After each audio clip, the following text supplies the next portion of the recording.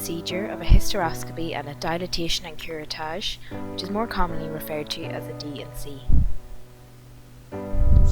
Your doctor has suggested that because of your symptoms, we should perform a hysteroscopy.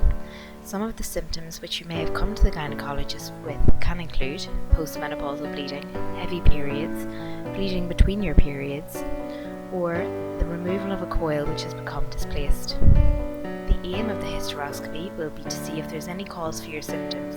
However, this is not always guaranteed.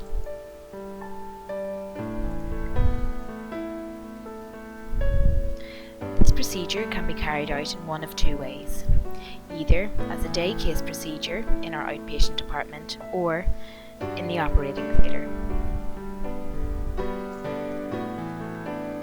When you arrive at St Luke's, we will ask you to attend the admissions desk, which is located on the ground floor of the hospital.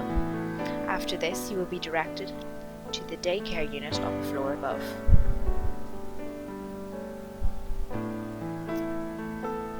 The outpatient hysteroscopy takes place here in St Luke's, and you will be able to drive afterwards as no sedation is used. Most women find hysteroscopy to be less uncomfortable than having their smear taken. This image shows where the outpatient hysteroscopy takes place. There is a chair where you will be seated, and the doctor will look at the computer beside you when using the hysteroscope. This is the position you will take when undergoing the hysteroscopy, and a nurse will also be available to help you position yourself. Here is a picture of the hysteroscope, which contains a camera to look inside your womb. You can see how small the camera is when we place a 2-cent coin beside it.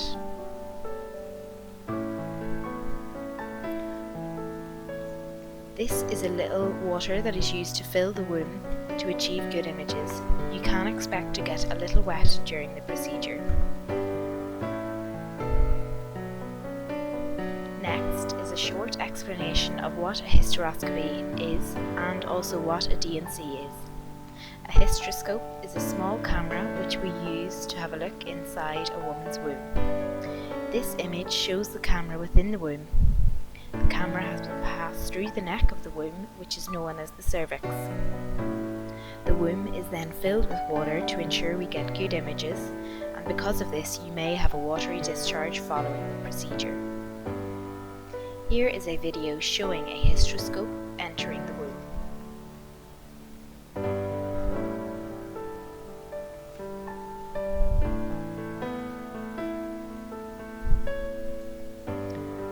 Following the hysteroscopy, we will take some samples from the lining of the womb. The neck of the womb is dilated and a curette is used to gather some tissue from the womb lining, which can then be sent to the laboratory to be analysed.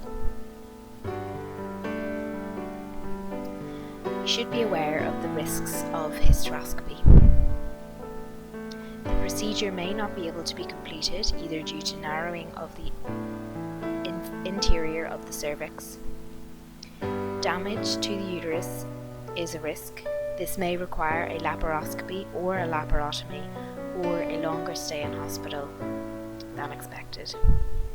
In the event of uterine perforation, which is where the camera goes through the lining of the womb, there is a risk of damage to other organs such as the bladder or the bowel, and this may require further surgery.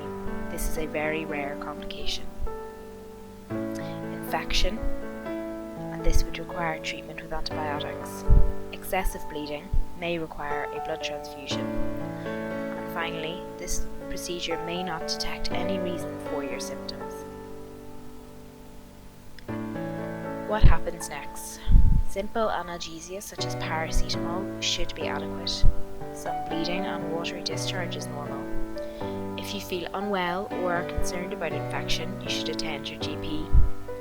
There will be laboratory analysis of any biopsy tissue, and a follow-up gynecology clinic appointment will be available to discuss your results and treatment if required. Some women are unable to have a hysteroscopy in the outpatients department. This may be due to medical problems, or if you have never had children, the neck of the womb will be more difficult to enter. If you are undergoing a day case procedure, you go to the admissions desk as you saw before and go to the day ward. The procedure uses similar equipment to the images you have already seen. You will attend the day ward, which is located on the first floor of the new hospital building at your appointed time on the morning of your procedure. This procedure will involve an anaesthetic. The anaesthetist will see you on the day ward and answer any questions about the anaesthetic. And you will be able to go home after your procedure. However, you should have someone come to pick you up.